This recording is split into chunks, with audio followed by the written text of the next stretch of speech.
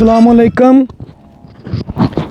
संगियो साथियो, तुसी वेख रहे हो पंजाब दे रंग ते मैं तुहाडा अपना भाई शहजाद। ते सुनाओ तुहाडी सेहत तबीयत कैसी है, तुहाडे मिजाज कैसे ने। सर्दी दा मौसम है, सर्दी दे मौसम दे विच अपने आप दी केयर करो, अपने आप नू बचाओ इस सर्दी तो। और कमेंट दे विच दस्सिया करो तुहानू वीडियो कैसियां लग रही हैं। और साडी वीडियो लाइक करना, शेयर करना, सबसक्राइब करना ना भूलियो। और मैं तुहानू अज एक इलाके दी हिस्ट्री दसनी है जिहदी कि बहुत ही कमाल हिस्ट्री है।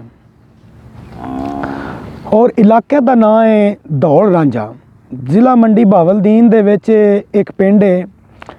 और पंजाब दा जिला मंडी बहावलदीन ओहदे विच पिंड है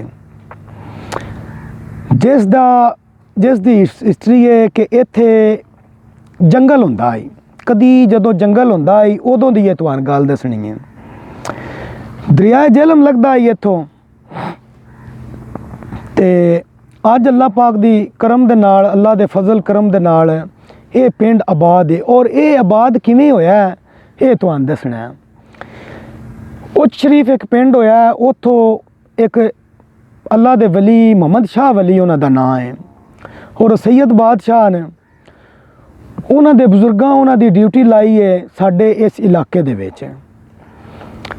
और इत्थे आके उन्हां अपनी जुगी लाई, अपना डेरा जमाया और उन्हां दी करामात दे नाल अल्लाह कीता ये पिंड आबाद होया।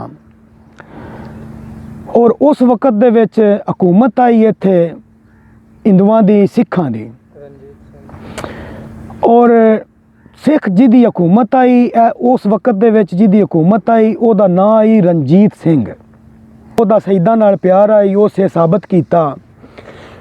उस जिहड़ी जगह ते शाह ही रहिंदे आन ना इत्थे दौड़ रांझे दे विच, उस एरिया इलाका जिहड़ा है उस शाह रन दे दिता। उन्हां फिर बड़े सारे गरीबां नूं मतलब ज़मीन दित्ती, उन्हां अपने घर बनाए। उस तो बाद कब्रस्तान नूं उन्हां ज़मीन दित्ती, कब्रस्तान बनया बहुत वड्डा ये दौड़ रांझे दा।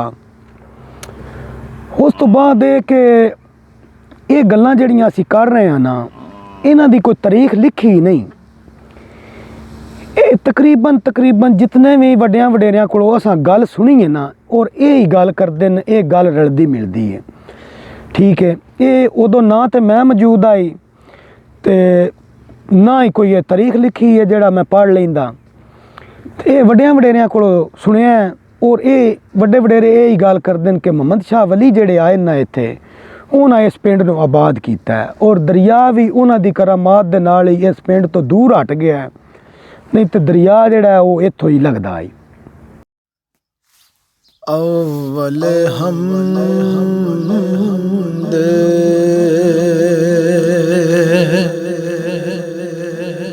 अव्वल हमद और सनाही लाही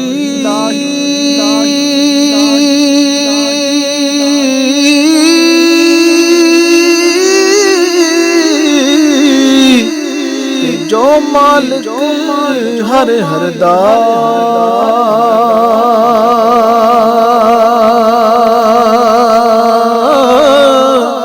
ते उस दा नाम जितारन वाला ते किसे भी मैदान नहीं हरदा। उस दा नाम जितारन वाला। अच्छा जी संगियो साथियों, इंसान वास्ते सब तो अहम तरीन नो दो चीज़ां, और वो दो चीज़ां केड़ियां ने? एक साडा माल डंगर, दूजा साडी जान।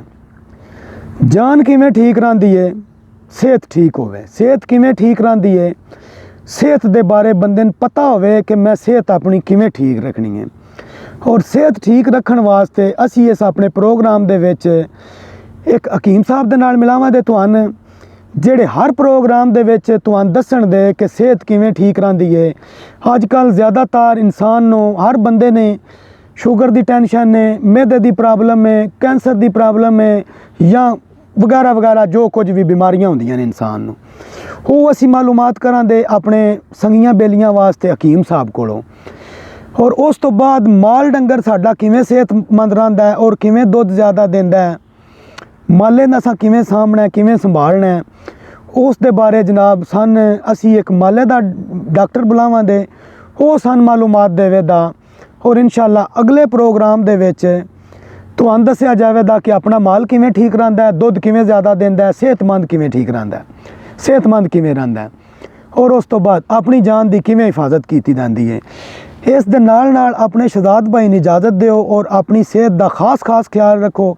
ਆਪਣੇ ਸ਼ਹਜ਼ਾਦ ਭਾਈ ਦੁਆਵਾਂ ਵਿੱਚ ਯਾਦ ਰੱਖਿਆ ਕਰੋ ਔਰ ਲਾइक सब्सक्राइब और कमेंट जेड़ा नहीं वो करना ना भूलो। और अपने शहजाद भाई इजाज़त दियो। अल्लाह हाफिज़। अल्लाह सोने दे हवाले।